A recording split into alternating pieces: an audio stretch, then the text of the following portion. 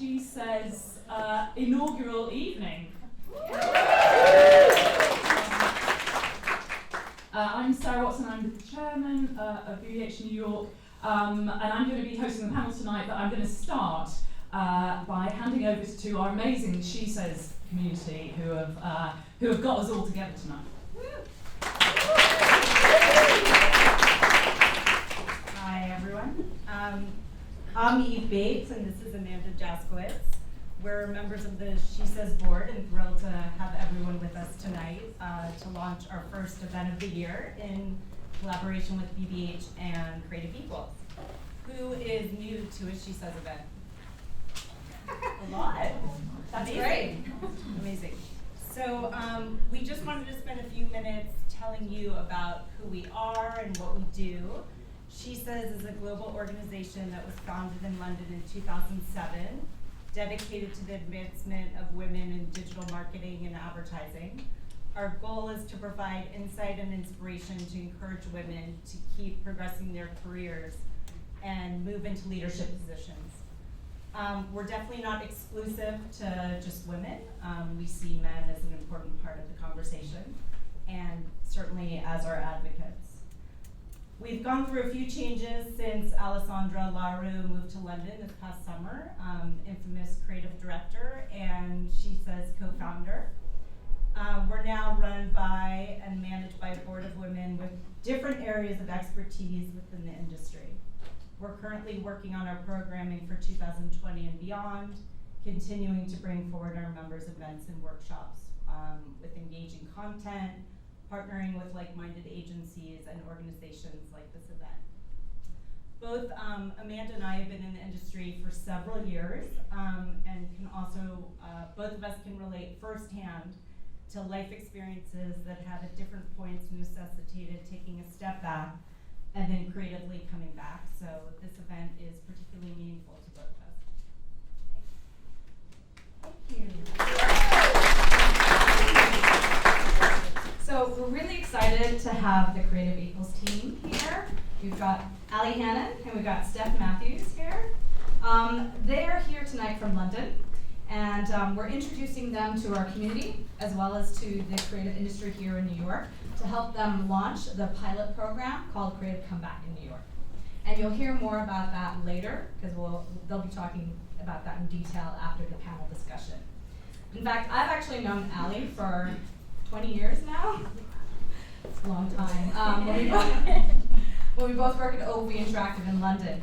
And a few years ago, she decided to start a nonprofit that was a business transformation consultancy. And we're going into agencies and companies and identifying ways to structure equality within their creative business, working across the creative sector, including PR, tech, media, creative, and across all intersections of gender, race, and ability. Their ambition is to expand to other areas of competencies as they continue to grow. So exciting stuff there. We want to extend our thanks to Diageo for providing us with the drinks for tonight's event. So they're a key sponsor and partner for the Creative Comeback program, and some of their clients are here with us tonight, as well as in the panel. Also, thanks to BBH for being such gracious hosts. I mean, that's unbelievable spread out there. And Lauren Lovato, it's all her fault. Yay! And of course to Sarah Watson for agreeing to moderate this panel and being passionate about the subject of making a comeback. And of course, our biggest gratitude to those sitting on our panel for sharing with us their experiences and their points of view. So without further ado, I'm going to hand it over to Sarah and the panel to introduce themselves and to kick off this discussion. So hope you guys enjoy. Thank you, Amanda. So this whole evening started when I think Stephanie came to see me. I was saying, hey, we're going to launch this amazing program that's had such success in London, we're going to launch it in New York. And I kind of had seen quite a few programs come over from London, and it can be different launching here, and you have to kind of figure it out. It's a very different community and very different dynamics. And I was like, well, is there going to be a demand for this? Well, maybe we should have a soiree. Maybe we should have an evening and just kind of raise awareness and get people talking about it. And literally, the moment we sent the invitation out, it was incredible. I mean, the response was absolutely incredible, and it just made us, well, made me in particular, obviously you guys live and know this on a daily basis, what a massive conversation this is out there in the world, in the workplace, in the workforce, that is just not being had, that is not being owned by employers, it's not being owned by agencies, and it just felt, wow, this is a really, really important conversation to be having. And it's been so interesting, even just tonight meeting some of you and kind of mingling and talking, we realised that actually we're all returners kind of in our own way. So I know a lot of you will have some incredible stories of your own or interesting wisdom to share. So hopefully this is going to be a powerful network and we can all benefit from having this great network. But the way we structured this panel tonight is we are just going to draw out some of the big themes, really share some experiences, as Amanda says, and figure out what's going on. In the audience, we have recruiters, we have agencies, we have returners, we have allies, we have an incredibly potent mix, actually, of a network. You know, people looking to be hired and people looking to hire. So that combined with Diageo's generous crates of booze. I only imagine that great things are going to happen. We've got so much to talk about, and I know that we're going to dive into this, and once we get going, it's all going to be beautiful and amazing. But I'm going to try and keep us going because we've really got to make sure we get to the kind of highlight of the evening, which is Steph and Ali really talking to us about the Creative Comeback Programme and how you can get involved and what it is, and so we really kind of understand it. So that said, I'm going to start with the panel. I'm sorry we're a bit low on the sofas. I'm sorry. Yeah, we are where we are. So panelists, I'm going to come and join you, and I'm going to start off. Can you just tell me, before we get onto any returner story or anything, just tell me who you are and what your job is, and anything else about you that might be good to know. Okay. Hi, my name is Serena Connolly. I am an executive creative director at Accenture Interactive, and I also am a mother of a wonderful 9-year-old boy who is profoundly autistic with a side of ADHD and OCD, but an absolute joy. And so for that reason, I've taken some time off, and I just started my job at Accenture Interactive 6 months ago, and I love it, and I can't wait to tell you all about it. Great. Hello, everyone. My name is Christina Choi. I am the purveyor of booze tonight. My lovely team here.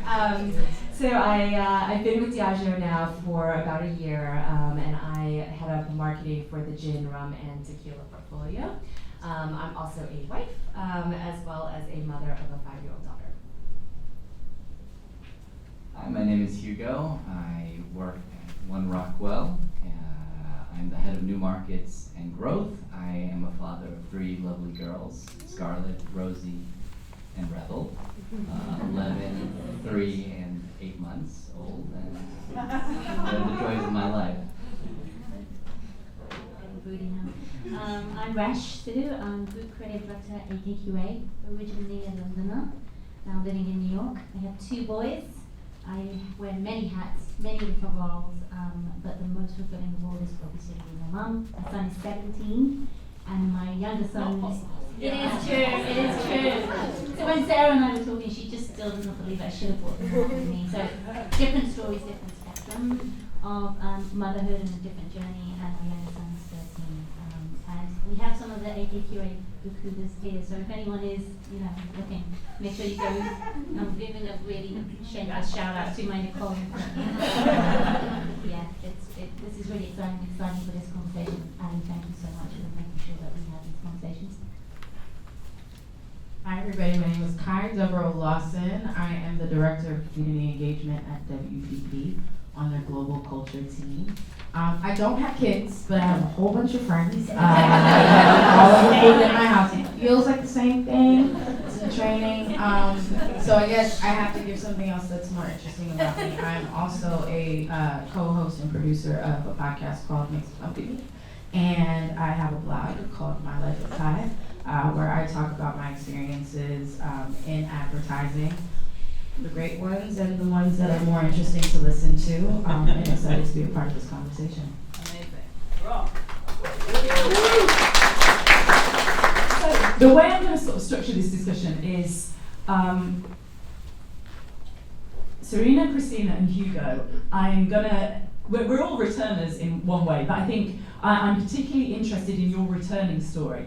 Serena, as a group creative director who hires a lot of creatives, when we come to her, I'm very interested in her perspective, and also as a returner. And Kai is someone who deals really in communities and talent. I'm very interested in that perspective. So we're going to be sort of jumping around and exploring different points of view. But I'm going to start over here with Serena and tell us. Serena has an incredible story, and I just want to hear all about. Really tell us your returner story. Well, we'll back it up a little bit. I'll give you a little bit of history. So I began my career in Colorado. I went to high school there and graduated from University of Colorado Boulder, and then quickly got out of there and took a job at Leo Burnett in Chicago.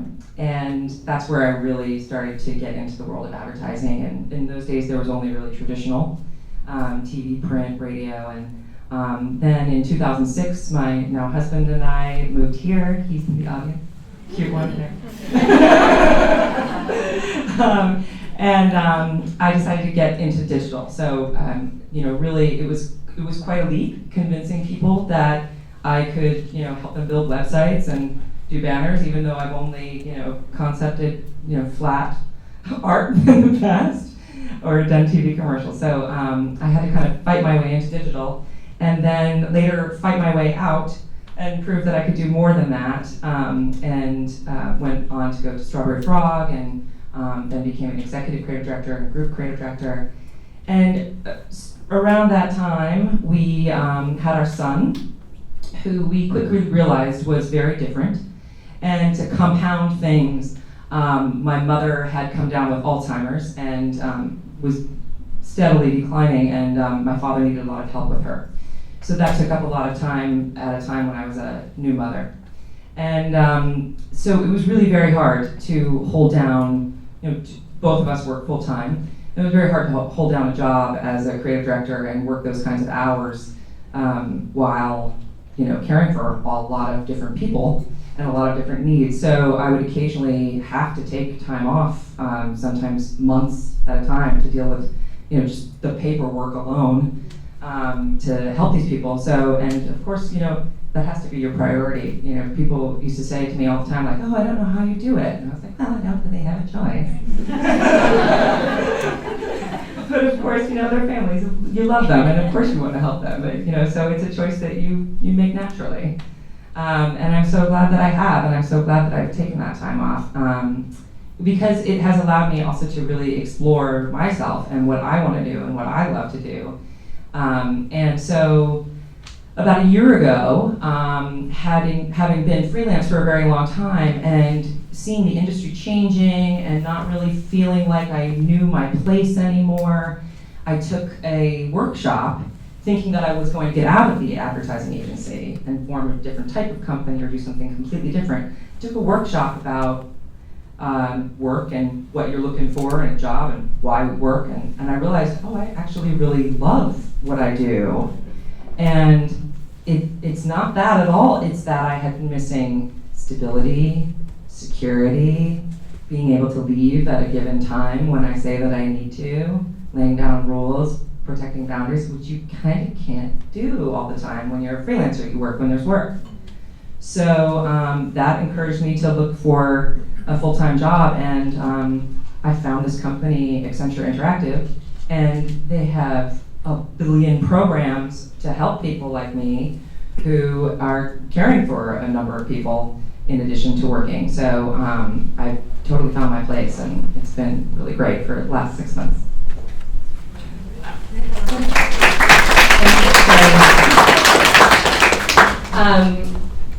I met Serena on the phone actually when we were prepping for this panel, and I said, oh man, my story is kind of pale in comparison to Serena's, but hopefully you guys will still find my perspective useful. So just to take a step back, I started my career actually in finance. So I was at Goldman Sachs for about 5 years. So happy to talk to anyone about career switching as well. And then I started my marketing career after business school at Unilever. I was there for about 7 years. And then I moved over to ABI. And you know, I don't know how much you guys know about ABI, but in many ways, it's an organization that is known to be quite hard-charging. Anheuser-Busch. Anheuser-Busch, I'm sorry, Anheuser-Busch InBev, the biggest beer brewer in the world. And it was a great opportunity. And at that time, I had not had a child yet, and so I felt like I could take on that challenge, and really was an amazing career opportunity. And then about a couple of years in, I did get pregnant, and I was offered a role that I had been coveting for quite some time, and I had not actually announced my pregnancy yet at that time. And I remember this was just such a difficult decision on, do I be honest about it and openly disclose? Would they not want to give me the role if that were the case? And it was a lot of inner turmoil, and in the end, one of the learnings for me was just always be true to yourself and trust, right? That what's going to happen is what is meant to be, and you will manage the situation based off of that. Thankfully, at that moment in time, I disclosed, and the hiring manager was like, I don't care. I'm hiring you for the long run. I'm happy to wait for you to come back, after you have your child, and that's totally fine. And that experience, I think, really made me realize that what's really important is just knowing what you need and being true, to what you need in that moment. And so, fast forward, I spent about 6 years in total in that organization. And staying true to myself on that, I started to realize that I felt like my career potential there could potentially be limited because when you looked at the female leadership, it wasn't there. I think there was just these expectations where the leadership didn't understand when you are also head of the household what that requires in terms of balance. And it was an organization that really, for no fault of their own, it's their culture really valued global, positions. So you really couldn't get past, my level without having done a global assignment. And although my career was thriving and I loved the organization in many ways, I said, man, okay, I have to make the hard choice. And that was the moment when I said, is this still right for me? I decided to make a move to an organization which I'm very proud of, what they stand for, Diageo, not only because they're a really fun company and, they're a provider of great drinks, but just, as you said at Accenture, digital, it's just incredible the amount of support, programming, commitment to equality, diversity and inclusion, taking a stand on women in leadership, and it's not just about women, but, just really being very mindful of how to support someone to have a thriving career in whichever way that looks like. So I think the biggest learning for me in my journey in coming back from having a kid is just, you really just have to prioritize yourself.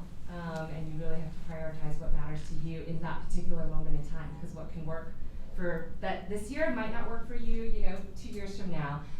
And that's okay, and having that kind of constant self-reflection and knowing that it's okay to take risks and look for new opportunities, because a lot of times it's inertia, security, job, it's what's working for me at the moment, I don't want to, mess it up even if it's tough. Being brave enough to actually take that step forward and do what's best for you is kind of my biggest learning in my journey coming back after having a kid. Thank you. I'm going to turn to Hugo now. I'm just going to say, Hugo joined this panel at yesterday. Yeah. And we did have another incredible panelist, Justin, actually, who had amazing stories to tell. Very similar, actually, to Serena's. He has, I think, a very, very sick parent and a very, very sick child. And and it was very, very interesting to hear where he was at, because I think he's now in the process of coming back into the workplace. But thank you, Hugo, for joining us, who again has his own returning story. Yeah. Hi, everybody.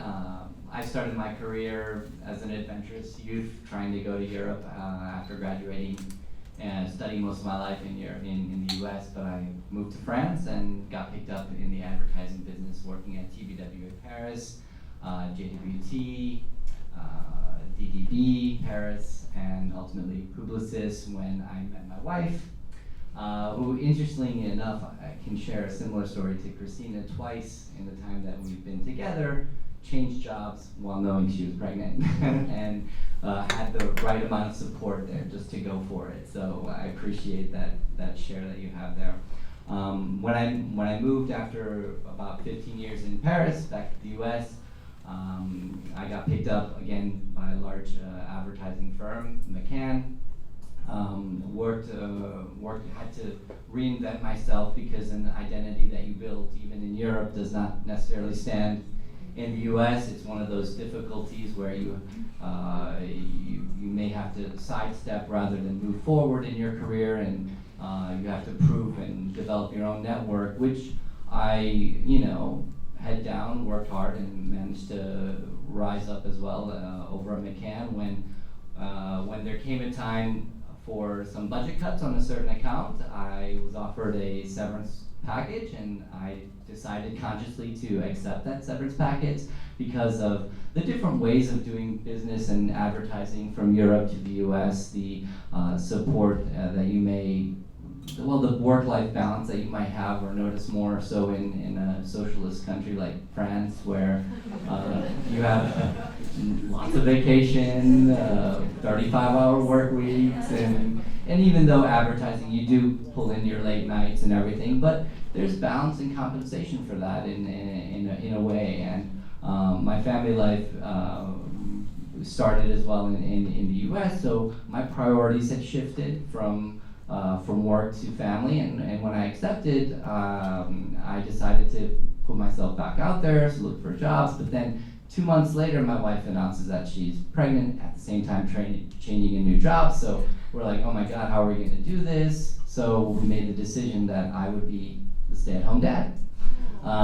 So I did that for a year and a half while working as well freelance with some boutique agencies, doing anything from business operations, financials, as well as copywriting and account management. So kind of the joys of wearing multiple hats, which is something that I noticed moving back to the US, you gotta really stay in your lane. If you're an account guy, you're an account guy.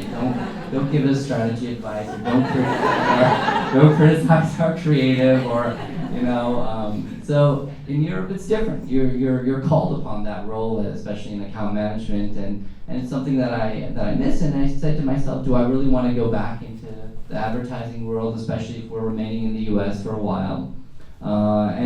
And I made a conscious decision to try and get out and see where I could use my skill set in a different field, or all still related to marketing and advertising. And I ended up, a good friend who actually found my wife's job, found me a job working at an agency, a web agency that focuses on e-commerce websites, and they very high-touch, beautiful websites for great merchants. And I started there only 4 weeks ago, and I'm enjoying it. It's a great story of reinvention. Our nanny came back, so we're very happy as well. And I had a priceless opportunity to spend a year and a half with my kids. See one, be that homemaker. Prepping the house before the breadwinner came home, my wife, and making sure everything was clean and everything. It's an experience that. It was a conscious decision, and I'm certain that men and women alike should be brave enough to make that decision.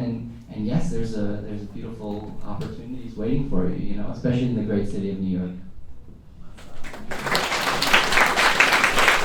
Thank you, Hugo. So, before actually we hear from Serena and Kai, I just want to draw out a few themes.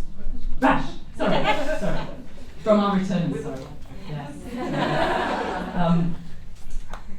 I just want to draw out some themes from our returners, actually, because I think I just want to sort of share these are three very, very different experiences. One massive thing that actually jumped out at me as we were having these conversations, and actually as I was talking to some people before, is that we're talking about life.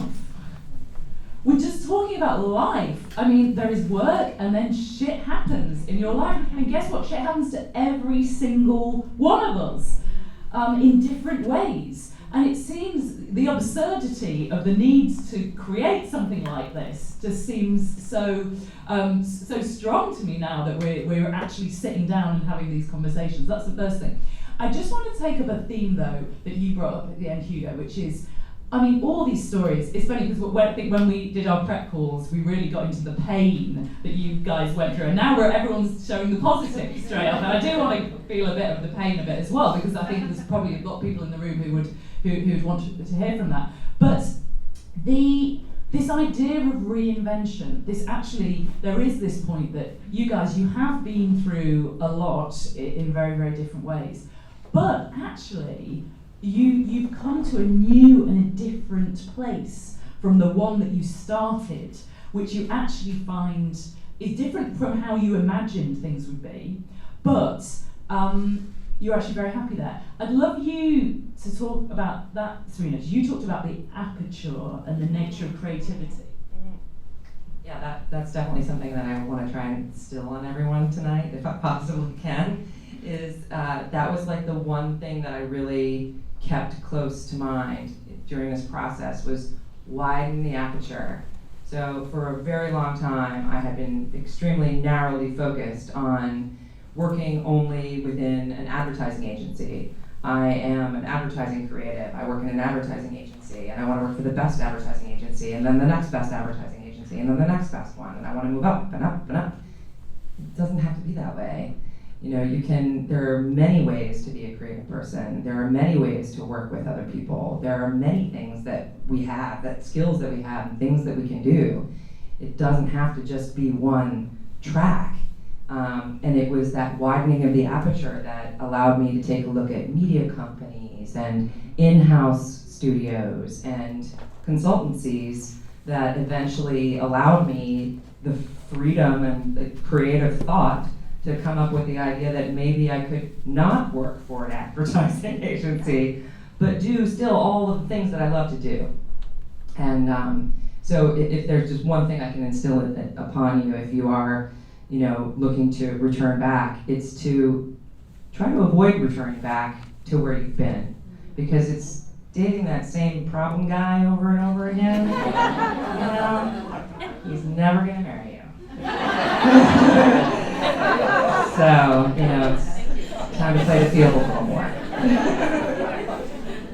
I'd love to hear your perspective on this, Hugo, because you're fascinating, because you were like a classic suit account man doing all that stuff, in proper A-list agencies, great creative work. And now you're like lower funnel, performance marketing, like hardcore. But you said, I can't remember the words you said to me, you said it was like a match made in heaven, where you are now. Talk about that.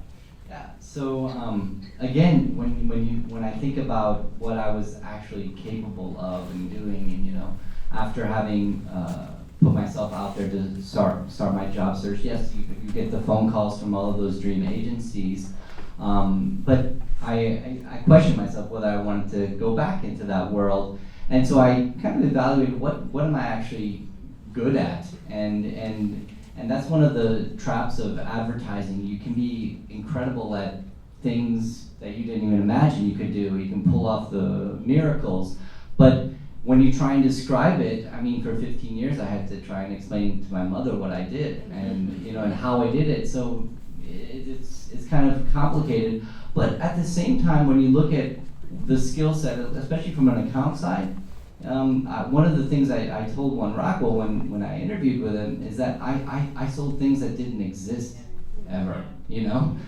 Ideas and things and concepts that you have to build from the ground up, whether it's new to market ideas, and so when you have to grab a hold of something that's more tangible, like helping a merchant be online and sell and develop conversion rates for folks by. It makes it so much easier, and that's something that you can actually grab onto. And on top of that, one of the reasons why One Rockwell really felt like a great place is that they had a very good work-life balance. They offered in their benefits 1 day a week to work from home, which about a third of the agency exercises every day. They have a Slack channel that says, hey, working from home, and then there's no negative feedback or anything. It's all positive. I'm coming in late, it's okay, and that's a place where, you know, and what you're actually delivering and offering is something that's very tangible and has a start time and an end time, and you don't have to bring your work home with you. And you know, since my priorities are focused on my girls and my wife, it's an opportunity that I'm very grateful for. So that's why it's a match made in heaven for me. Even though it's not how you imagined yourself 15 years ago. Yeah, I love that. This is a big thing for me. So Resh, so as a returner, twice returner, and now someone who runs creative teams, I'd love to hear your perspective on the value of returners and how their place in the workplace. Yeah, totally. I think being at AKQA and being a group creative director and being a woman of color and being a mom of two, coming through that, there comes a point when you are quite young and you are focused on the dream of where you imagined you want to be. And like Serena said, it's that path, because you've always imagined it. You want to work for the best agency, you want to work with the best people and do the greatest work. And you finally get there, and you're enjoying it and you're learning it. And then family happens, life happens, and kids come along. And there was often a time when I would have the boys and I would be in the office and I would never talk about that side of my life because nobody else had kids, nobody else was married, and it felt like I was never really bringing my true self to work with me. I felt embarrassed that I had to get home on time. When you think about that, and I never thought about that, but those were the true raw feelings. And now, as a group creative director, I'm much older, I'm much wiser, and you know, I have a responsibility to the creatives in my studio to make sure that they never feel that way that I did. And that's my sole responsibility, is to create an agency that is diverse in its thinking, diverse in its people, and so diverse in its talent that we stop hiring for, I came from this school, or I am of this age, that we hire mindsets. And it's like what Hugo is saying, is you've got to hire people that can solve problems and are imaginative. And it doesn't matter if you didn't go to university and have a degree in the arts. How do you think? How do you solve problems? That's what we want to hire. And the challenge is that there's this conversation is not happening, that people are, you know, they have kids and they're not, when they go, they come back and they're worried about being able to be there for themselves. And we have to change the status quo. We have to change the culture. And it starts with one dad at a time, one mum at a time, and these conversations. And it's really hard. It's absolutely really hard, because you're going against an agency advertising culture that is already challenging for women, already challenging for parents. It is very different when you are a female creative mom and when you are a female creative dad. It is really different. And you know, recently one of our creatives has become a dad, and it was so great that, you know, I was able to totally say to him, just go home. And he's like, you know, my little one, his little daughter's name is Sunday. He's like, she didn't sleep all night. It's like, dude, go home, I get it. No worries, no fear that I'm going to be judged. I'm like, I need the best version of you, and I trust you, and we can get this done. I don't need you to be here struggling. I need to go home and go get a nap. And that for me was like, I made that happen because I lived it, and no one made that happen for me. I remember, we can all relate, well, nights when you haven't slept, or you've got your baby stuff all over you, and you've got to go in and you've got to perform, and does anyone ask you? No. And that is a culture we have to change. We have to create a culture where it's okay to have a life outside of work. It's okay to bring that in. We bring our animals into work. You know, have I taken my kids into work yet? You should think about it. And I think as a creative director, I have the opportunity to think about who we hire and why we're hiring and change the way we hire. You know, I want somebody to come in who's had that life experience, because when you think about our clients, we exist to create great work, right? We don't want to add more noise and pollution out there. And if you have the same type of people doing the same type of work, you're not going to get innovation. That to me is not innovation. Innovation is different people coming in with different perspectives, different points of views.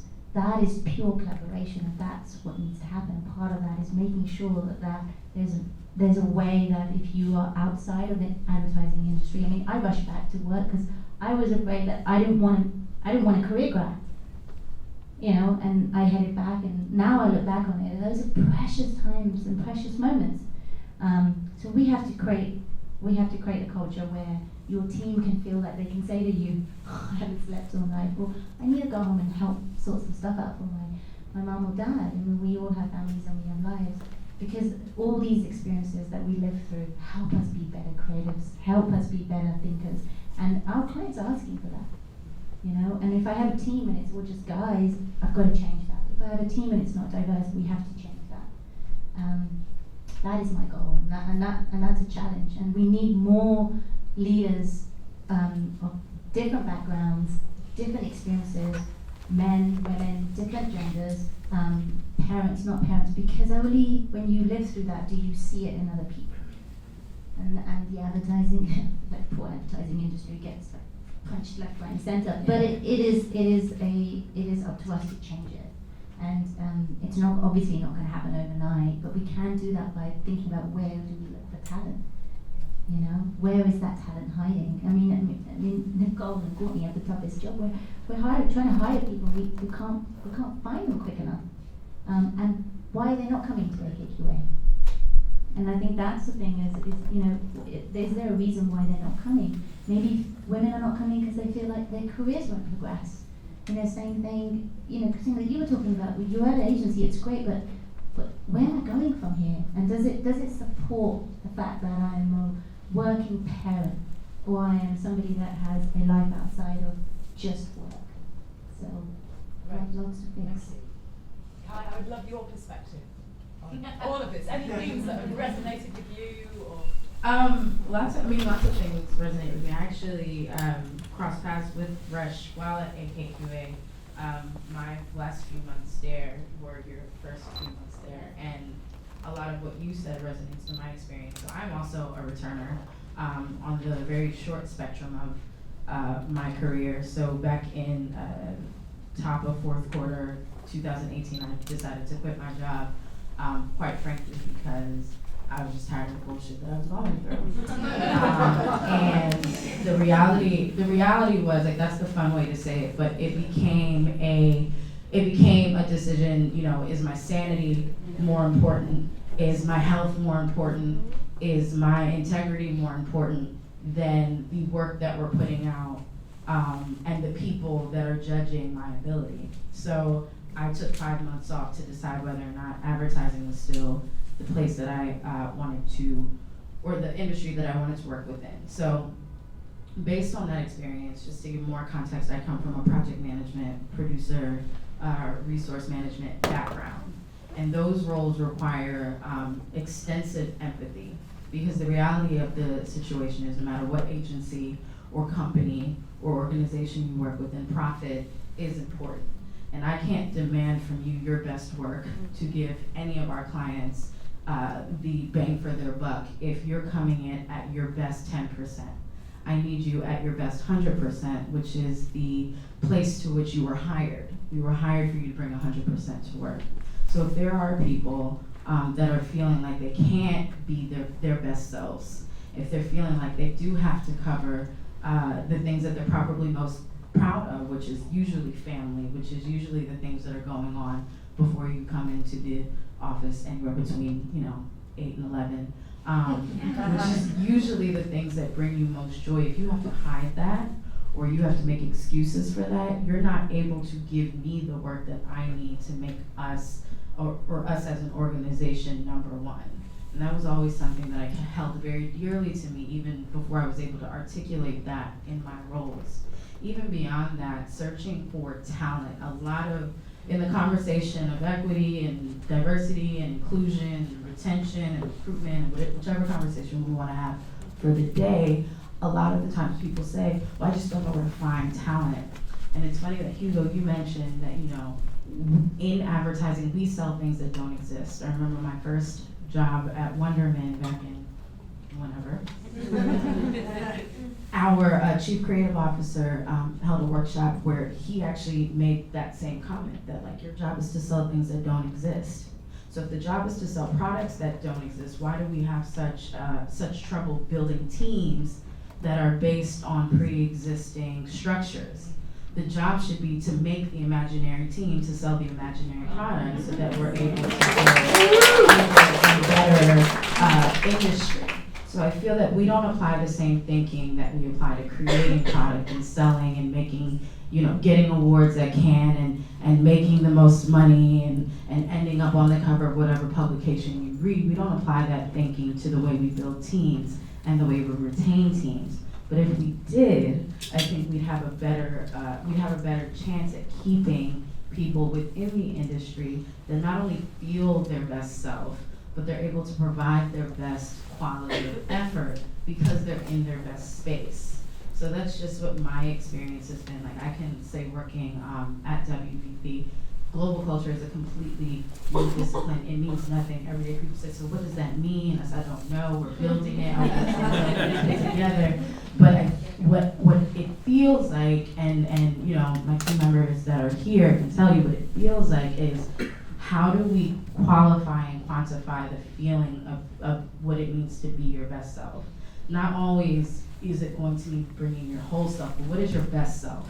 What is it that's gonna, what can I get from you, or what do I need to give to you to be able to extract the most potent version of who you are to make the best work? And I feel like that's what we need to start thinking about and prioritizing in order to just move the industry forward.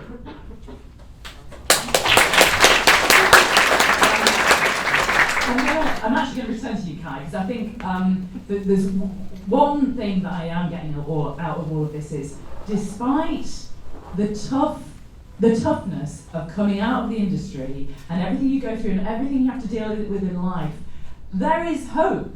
There is hope, and there is transformation, and there is reinvention. And I'm hoping that, I'm sure there are some people in this room that really want to hear that message and need to hear that message, and that actually you live it. But actually, Kai, your returning story is, yeah, you're a project manager, and now you're in an entirely different. You have completely reinvented yourself after the. Do you want to say anything about that? Yeah, I say things all the time about it. I mean, the reality was, if I'm honest with myself, even when I was at AKQA, I realized that I cared more about the people that I worked with than I did about the timelines and the budgets that I was up against, right? So that in itself is a conflict within the discipline.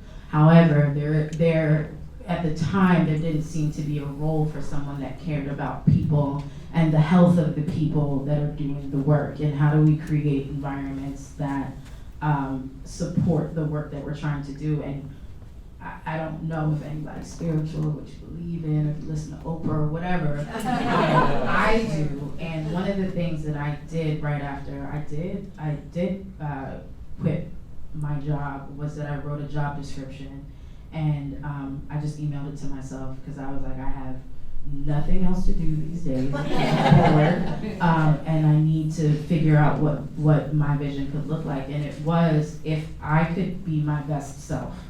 If the person that preaches being, you know, making sure that my teams are equipped with their best selves, if I could do the same for me, this is what it would look like. And it was a culture role. It was a producer without the budgets, a project manager without the timelines.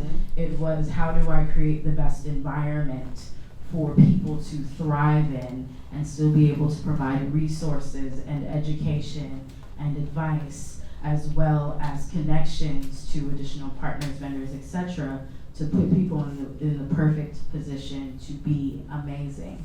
And I genuinely believe that you do have to put things into the universe. That's how I keep from spending too much money at bars. Like, I have to make sure that I'm able to believe in something, and quite frankly, that worked for me. But from a tactical standpoint, I think that it's more about being honest with what you need, despite knowing that there will be people and organizations that challenge that, because that's not the structure. The nature of advertising is not friendly.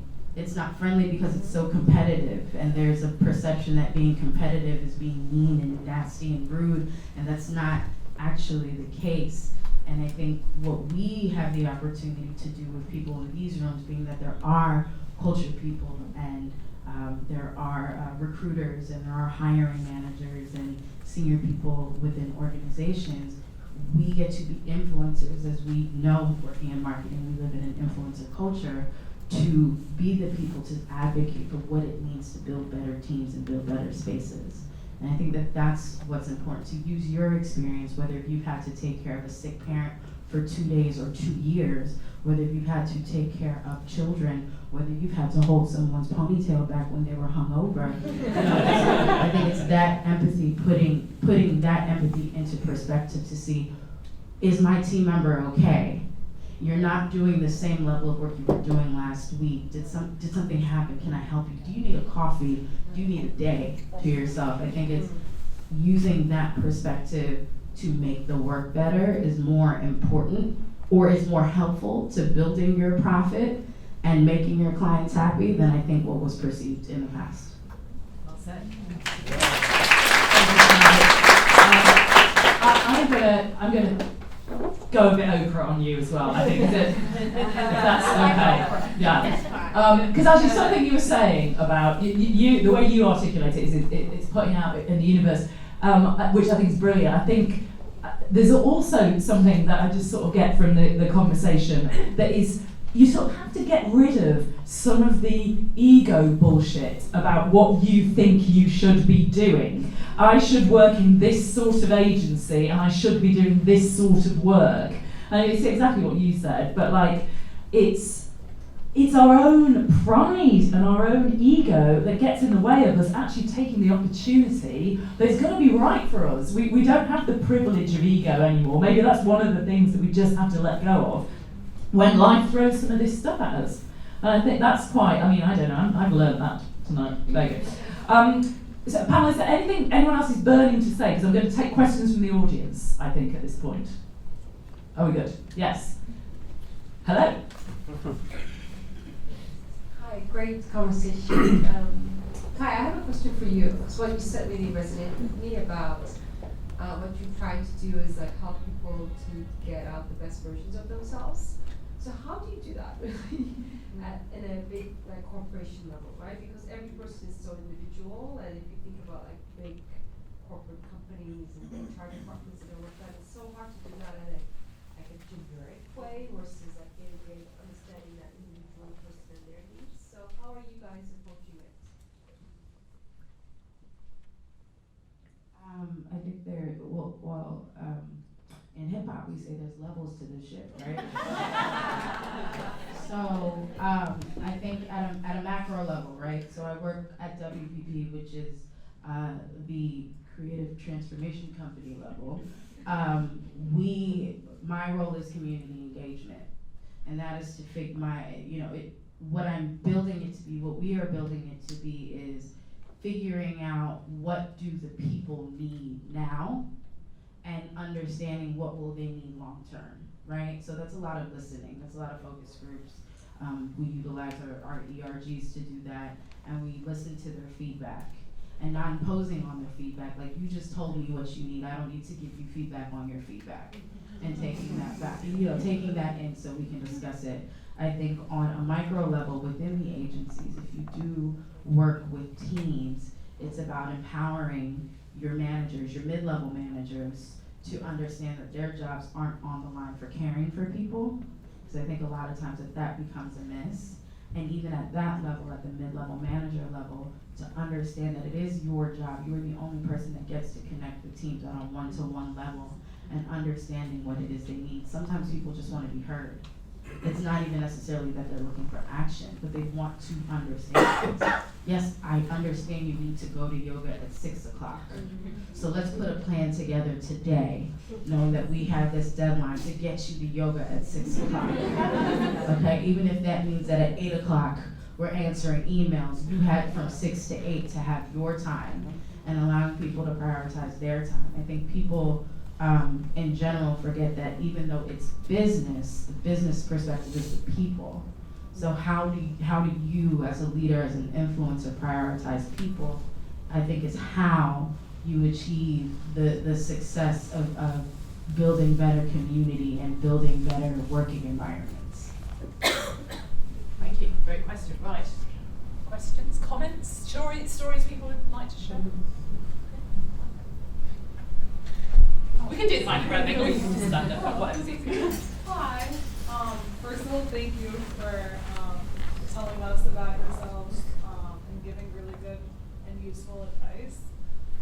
So I know that the theme of this talk is about like coming back, but do you guys have any advice about like coming in? Because I've recently graduated.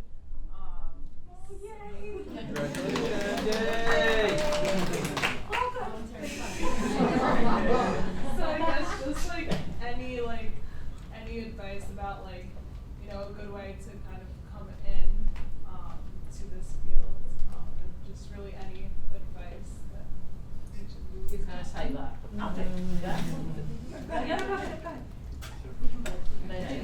So when I started out and I graduated, I did one thing which was I didn't necessarily look at the big agencies or big companies. I looked at what type of leader do I want to be and what type of person do I want to learn from, and what type of work really interests me. Because there's work out there that's going to win awards, but is it the type of work that truly like interests you? Find the work that makes you say, oh my God, I wish I made that, and find a creative leader or a leader within, you know, the role that you want to do who inspires you and you want to learn from. And I've stayed true to that the whole way through, and I've been very lucky enough to be, you know, under the wing of some great people who want to teach and champion and share what they've learned, and that has enabled me to have the career that I've had. I've always chased the work and then always made sure that I'm learning from someone who is giving. And how if there's one bit of advice I can give you, if you are working with somebody and you know instantly, this person is not my champion, get the hell out of there, because they will not change, but you can change and pivot and go. And that's been a big thing for me, because there's been times when I've stayed thinking it will change, and it doesn't. And you have to go, okay, that's fine. They don't deserve the talent that I am, so get the hell out of there. And I think that's one advice I give to a lot of people, go, because there's so many great companies that deserve you, and there's so many great people that you will continue to learn from. So that would be my advice. You know, try find people that you want to be like and learn from. I was essentially going to say the same thing.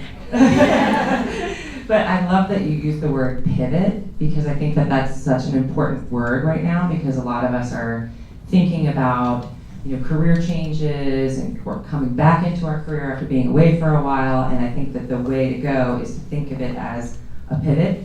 You know, we talk a lot about reinventing ourselves, and certainly that's something that everyone can do and work on, and that's one way to go about it. But another way to go about it is to say, okay, well, I actually already have all these skills. I already have all of these, you know, relationships and all this experience. So maybe I just need to pivot a little bit with what I'm doing with that, as opposed to looking at it from a totally different perspective, you know, looking at it from just a slightly different perspective. And so if you've been, say, focused on, oh, I've got to be in the automotive industry, which is probably not what you're focused on, but maybe you can pivot a little bit to the bicycle industry, the scooter industry, or even, you know, I don't know, roller skate. But just, you know, moving just a little bit, you're certainly, even if you have like a tremendous amount of auto industry expertise or something coming out of this college, which is unlikely, you know, just thinking about it in just a little bit different way, again, like opening up that aperture so that you're open to other types of ways of being creative, other types of people in the industry, other ways of being. It doesn't have to be a giant change, you know? Thank you. Okay, I'm conscious. I really want to make sure that Stephanie and get enough time. Who are you? Never seen you before in my life. Hello, beautiful Mara from Where Are the Boss Ladies? Hi. And Paris Agency Family also. Thank you. Your stories are really amazing and inspiring because it's not the type of stories that we generally hear on the agency side. I wanted to know if you had advice for people to help agencies be more welcoming for returners or people with untraditional profiles. So I think we're all here in a safe space and we're good people, but sometimes you go back to the agency and it's like you're with the same old shit that you sort of encounter on the day-to-day, and how do we help agencies sort of be more open? Throughout my career, I've been responsible for a lot of recruiting of kids fresh out of college or interns. You must know in Paris, agencies are almost 50% populated by interns, so you have a lot of responsibility there. In the recruitment process, teams can be made up of half of them are interns. In general, what I've always done is given an opportunity to folks who don't come from a traditional, maybe advertising school or different sort of avenues. And in fact, my greater success stories of folks that I've actually have had great careers in advertising are those who made some pretty significant pivots and just kind of applied and had the wrong CV, but I developed some sort of processes as well to give them a little bit of a test to see how much desire, how thirsty they were to actually get into the business. And it kind of put everyone on an even playing field. You didn't have to have studied communications or gone to the planning school or design or art school that everyone was hiring from, and you gave them a little challenge, whether it was a brief to take, a strategy to develop, an analysis of an advertising campaign out there, and you got really some refreshing ideas because people have such great ways of thinking, even if they don't come from the schools that you expect that sort of way of thinking. And generally more traditional candidates, they give the same answers and of tried and tested themes. So maybe there's an opportunity to be more open in the way the interview process goes. If people are thirsty and desiring to get into the business, why not offer those challenges to have them prove themselves in a certain way? Excuse me, was that for free? What do you mean? Were they getting paid? Were they getting compensated? For the candidates coming in? Yeah. The interns, no. But then maybe there's a way to transfer that sort of, the interns, were they getting paid once they were in? Yeah, they were getting paid. Because being thirsty is one thing. Yeah. We got Diageo. No, in Paris there is a minimum salary that they receive for the 6 months. Yeah, they're not free for interns. Yeah. But it was almost free for a long time. Yeah. They were paid 450 euros a month until there was a law that passed, especially in the advertising business about 5 or 6 years ago, where they had to equate themselves to, I think, 1,200 or a minimum wage a month, which was the SMIC, yeah, exactly. It's like the French minimum wage. But for decades, it was you get your Metro Pass and 450 euros. I give people jobs when they intern and they do the right thing. Right. It's a shameful thing, but fortunately, there's a passage that has happened recently. I'd like to answer. And this isn't necessarily for everyone. I think it's specifically for talent teams because I genuinely believe that maybe retraining is a hard word, but I can't think of a better one now.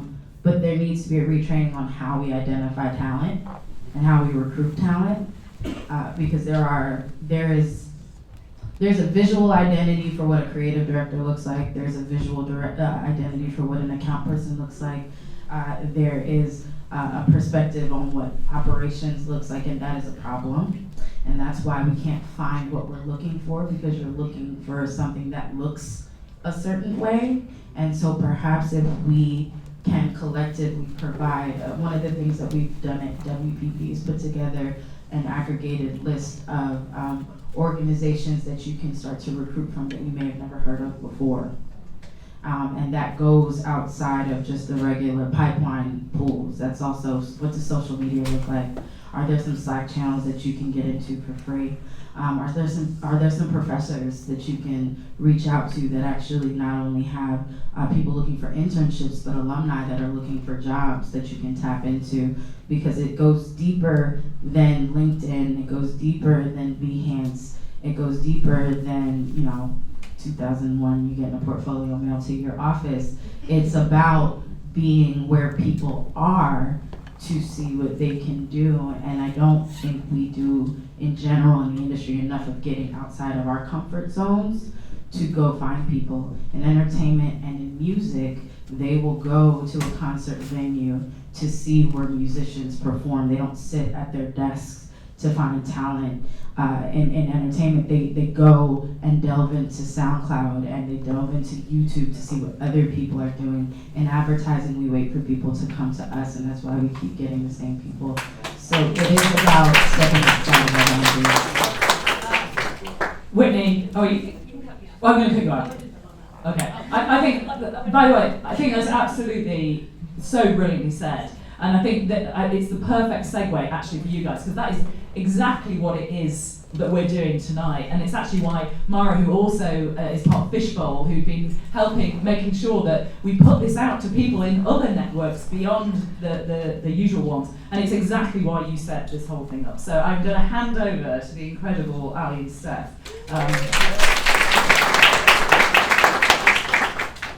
Thank you so much. And I have to say I've learned so much tonight.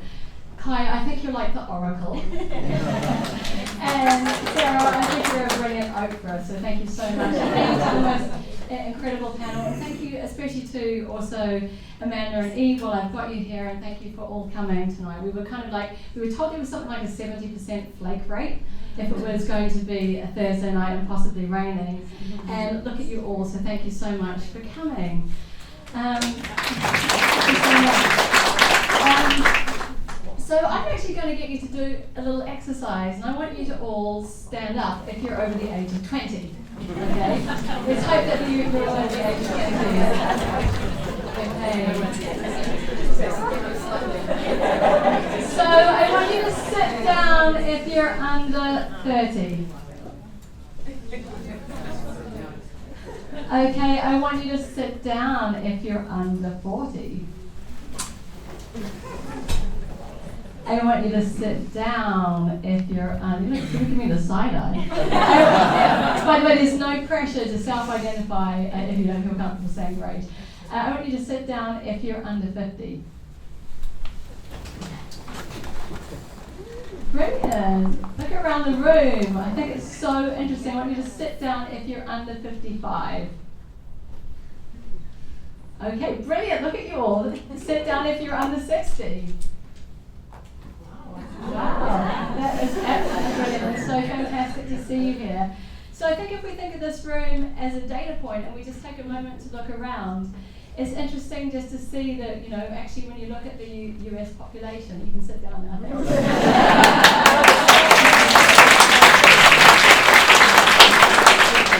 I think when we talk about returners, we also have to be the kind of industry that you can get old in. Yep. And we have to be the kind of industry that is okay to get to be old, to get older.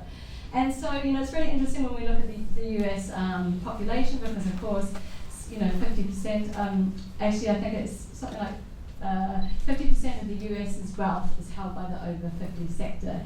And yet the crazy thing is in the creative sector, only 6% of our creative talent is actually over 50.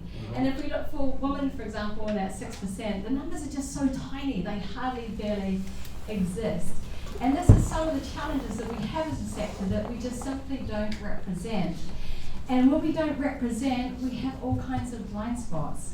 We have all kinds of bias that pops up in the work. And this is just a really interesting graph. It's UK data, but you can see that actually when it comes to who holds the wealth, you can see that 20% 21 to 30, 31 to 40, 41 to 50, but then all this wealth is held by the older market, and yet we hardly talk to them.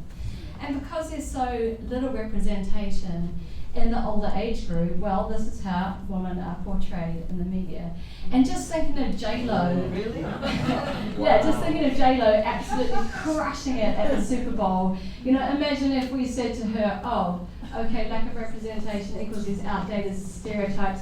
Oh, is she mutton dresses lamb? Is she great with children, gossiping, a lady who lunches into gardening, mothering, nurturing, noisy, frumpy, hormonally unstable, a chatterbox, lonely, neurotic, emotional, lonely, better at homemaking, meddling, too much time on their hands, unfit to produce work as good as a young female, and the one that comes last, which is sexually redundant.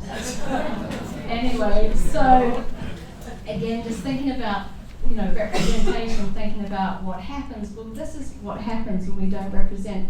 We can apply this story to almost every demographic.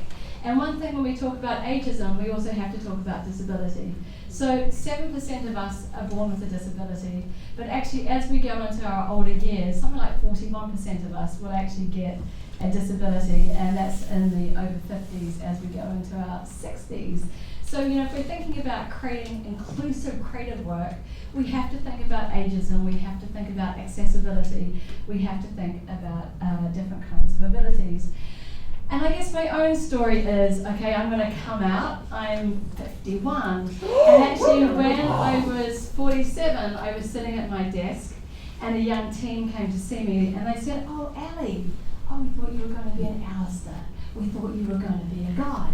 And I'm like, oh, why would you think that? And they said, well, we've been around to 15 different agencies, and you're the first female creative director that we've met. So that day, I put the words creative director into Google, and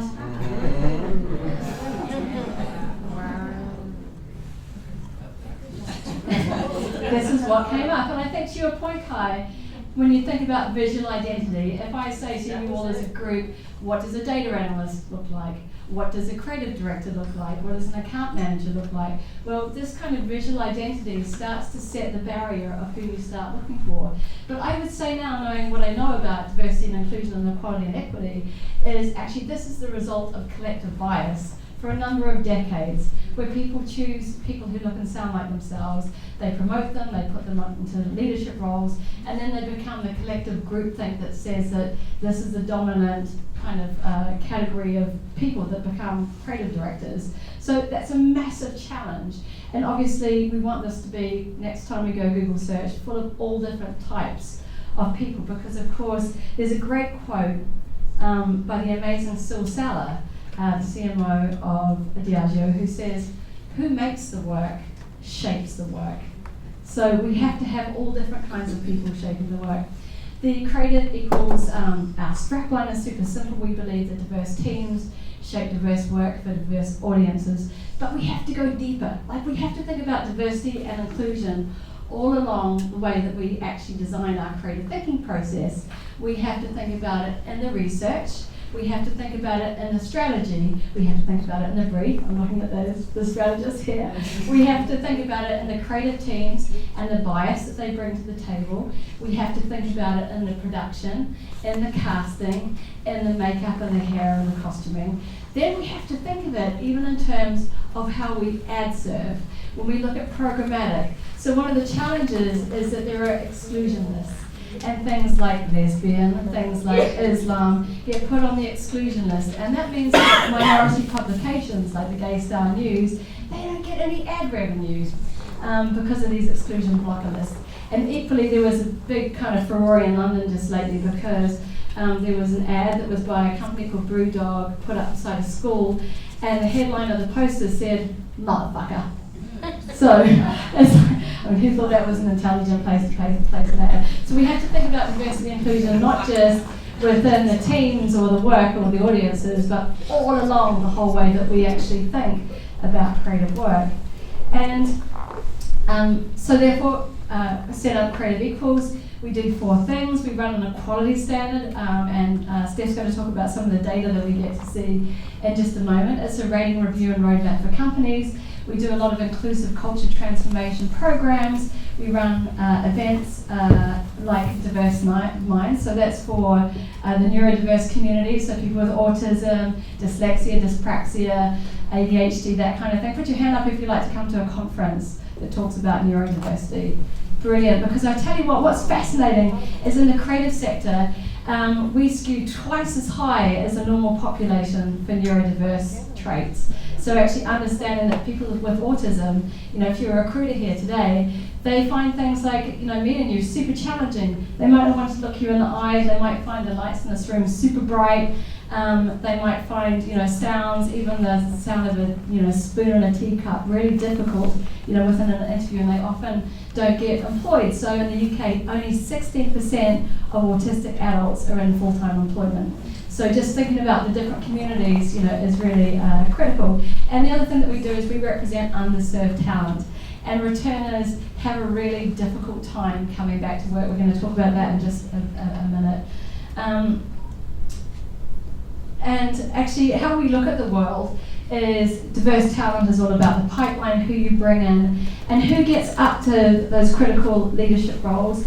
In and around that, there is the C-suite and the HR teams and all the policies and practices that you put into play.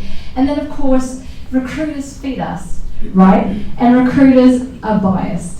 And they have their own networks and networks and networks. And the question that I have to you is, how are they remunerated on the whole? Commission, right? And so therefore, it's in their interest to get somebody into a company as quickly as possible, because then they're going to get their money, aren't they? So when it comes to things like return... I'm going to counter that. Okay. Yeah, let me finish. I'm a recruiter. Yeah. And I'm Hugo's recruiter. Right. And yes, we are paid on commission, but I'd say there are a large majority of recruiters that are absolutely fast and dirty, and there are those that are very thorough, very connected, and have everyone's best interest at hand. The companies they're hiring for your best interests, knowing you as a human and an individual and what's driving you and motivating you. The full package, not just what you look like on paper. And that to me, in the 15 plus years I've been doing this, has been what creates successful teams. Thank you. It's great to meet an inclusive recruiter. Brilliant, but often, like I say, some of the things, it's great to hear your story, but we often hear from our returners that one of their first lines of defense is coming back to yeah, and I'm going to read you a little thing that is going to come up in just a sec. But of course, we've got to shape a diverse industry, so looking at juries, looking at judging awards, and of course, we represent society, and society is, of course, a hugely diverse. Actually, I've lost this. So I'm going to go back in a sec, but this is a slide just from the returning community. This is the kind of typically the thing that they might hear from a recruiter. It goes like this: I am returning to work after an extended maternity break for years, and I spoke to a recruiter to talk about a job they were advertising. It was a bit junior than what I was doing before, but hey, my confidence is a bit low, and after being out of the game for so long, I thought, why not? The recruiter told me that not only the job they were advertising not be interested in me, but none of her clients would touch me because no one's interested in a returning to work mother. So that was said to somebody, and that's often some of the challenges that they face. So our returners, and put your hand up if you're in the room and you are a returner and you'd like to come on the program. Welcome, fantastic. Thank you for coming. So we find that our returners have all sorts of different stories. This woman here, her name is Monica Whitaker. She actually had two parents who had, her mum got Alzheimer's, her dad had a stroke.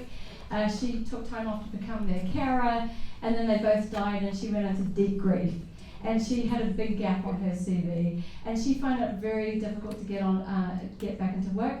She came on our program. She's now just got a job from November. She's a graphic designer, and she's absolutely killing it at all of us. So that's brilliant to see her get the role that she deserves. And this is a woman, her name is Agatha O'Neill, and again, her story is, she tells it in a very funny way, but she is a single mum. She couldn't even afford the price of a ticket to come into the program. We paid for her train ticket. We also helped supplement her childcare. and she was able to come into the program. She's now working for McCann as a senior designer, and again, she's absolutely killing it. And so it's just wonderful to see the transformation that you can get from coming on the program, and also from the progressive and inclusive agencies that take people into jobs, and the talent that's out there as well. So I'm going to finish and hand over to Steph. But again, thank you so much for coming, and look forward to chatting to you all afterwards.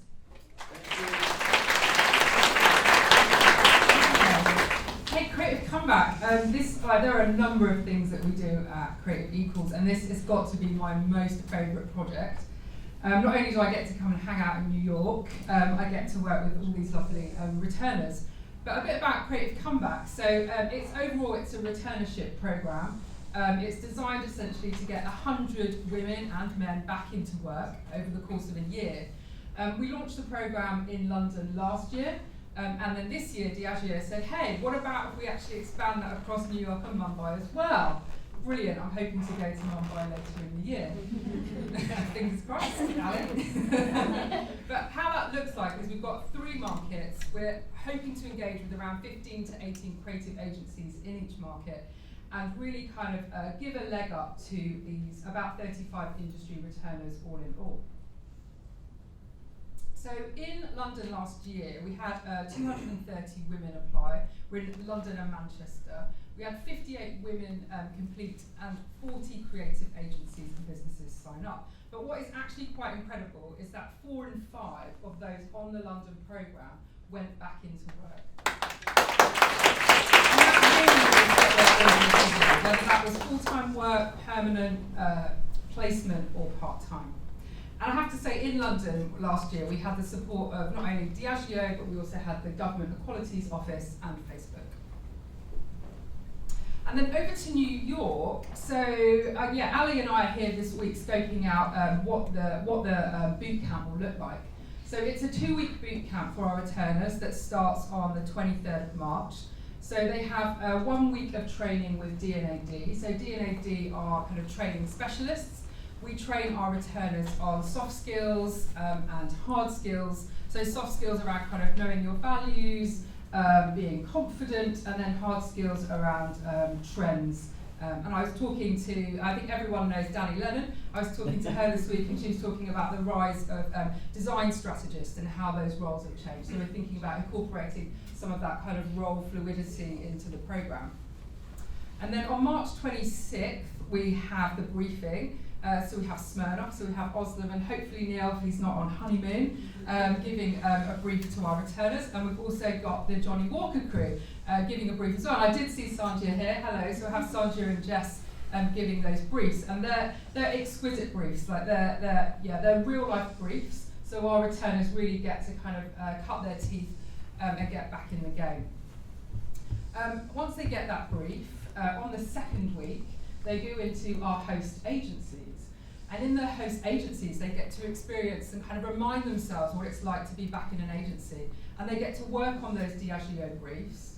They get mentored by a CD, an ECD, or a senior creative in this agency that kind of helps them, shapes them, give a kind of bouncing some ideas off.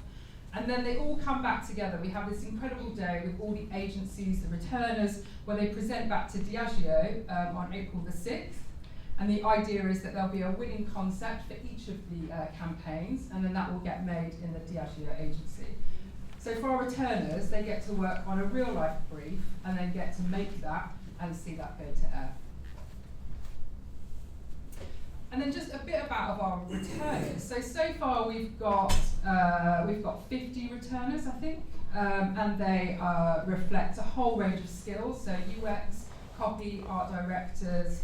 And what's really interesting is that they represent a whole diverse range of backgrounds.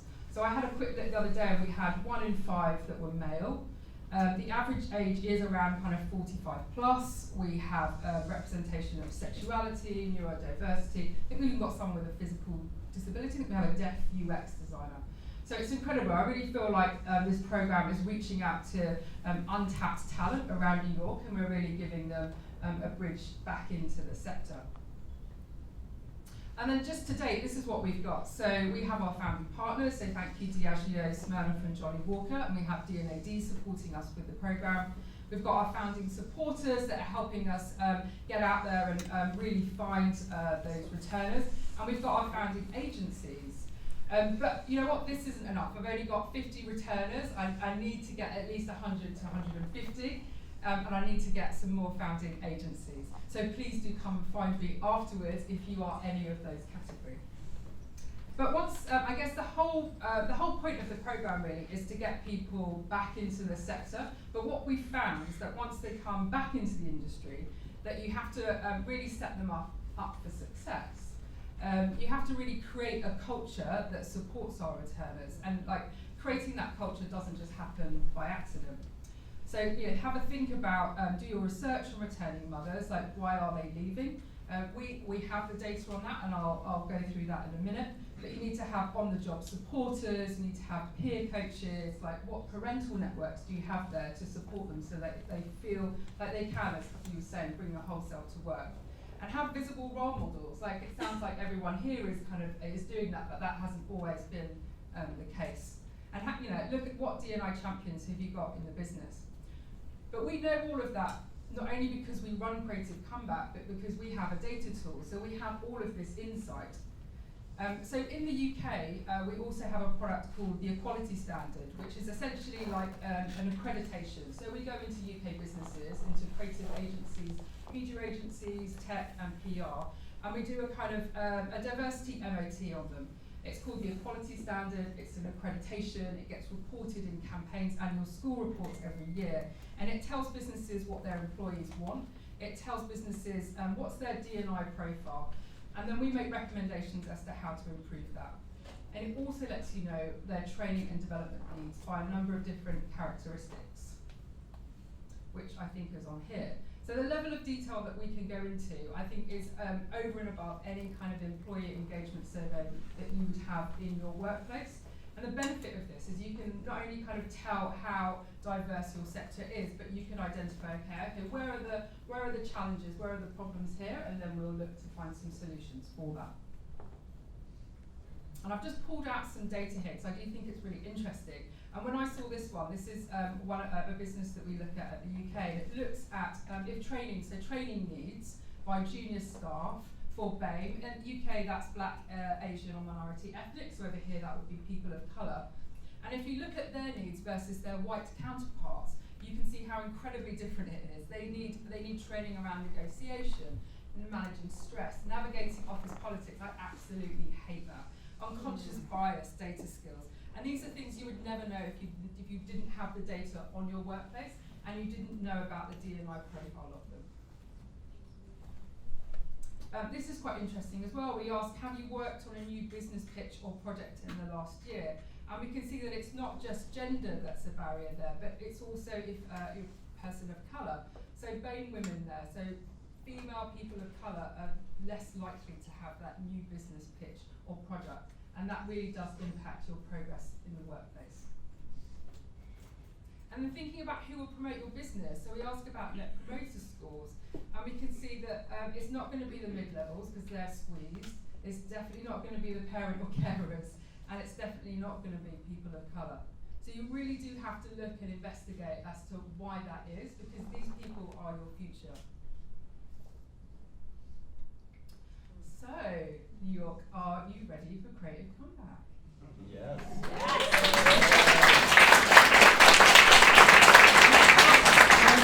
One more.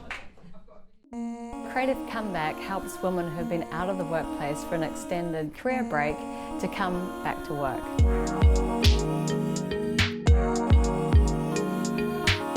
We say at Creative Equals that gaps in CVs are actually life's gifts. As a caregiver to my parents, it was a great place for me to make changes in my life. I've had it's a 9-year gap from when I last started work. We work with agencies that help us find more inclusive talent and more diverse teams because we believe, ultimately, that the best work is the one created by diverse teams. We would never have come into contact with half of the people that have come in to talk to us from Google, from Apple. They're a really hungry audience and they want to understand how they can make their work in the world as it is now.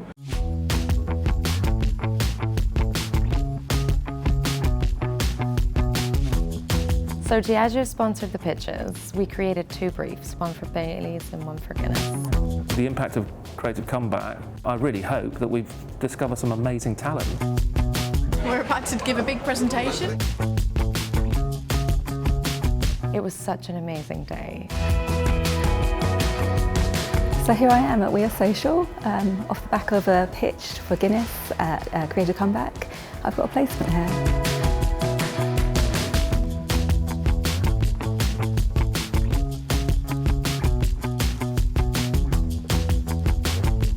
It just shows how brilliantly and how quickly we can advance the diversity agenda by working together. I see a future where everyone is included in every story, that we can harness the life experiences of everybody and bring them into our creative work, and as an industry show up as we want to be seen.